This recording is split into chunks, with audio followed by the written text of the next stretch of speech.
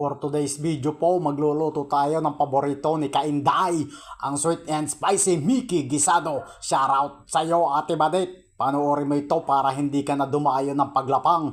Sa isang talyasi, nagsangkot siya ako ng karne. Ari nga palang karne nga rin, di ko na rin kinuha ang kaldo. At saka maggisa na tayo ng bawang at sibuyas. At igisa na natin ng bahagya aring karne. Tapos lagyan na natin ng kaldo. Aring kaldong aray, ang sinasabi ko sa inyo kanina.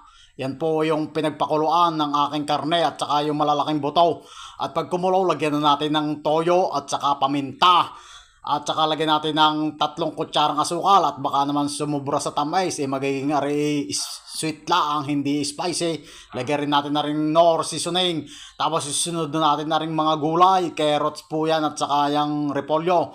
At isunod na rin natin ng Mickey. Ari nga po palang Mickey nga rin, 2 kilo lang po aray. At ari po tansyadong ko na din sa talyasing aray. Tapos halu-haluin lang po natin. Pag kumulo na po siya, ay di ating babawasan ng kaldo. Ari yung kaldo. Di natin mamaya ilalagay yung sili. Hindi natin pwedeng ilagay dito yung sili at marami tayong kasalong bata. Ayan po, naluto na. Pagka ganitong luto na, ay siya, ay di alam nyo na, ay ari hahanguin na laang at saka lalapangin. Lagyan na natin ngayon ng sili aring kaldaw. Ari sinasabi ko sa inyo kanina kaldaw. Ay ari ngayon, ay ang lasa na rin, sweet and spicy. Ayan na mainam na katandim na rin. Toyot kalamansi. Ayan na po, hanggang dito na lang po ang aking video ng aray. Shoutout po sa mga nanood. Maraming salamat po.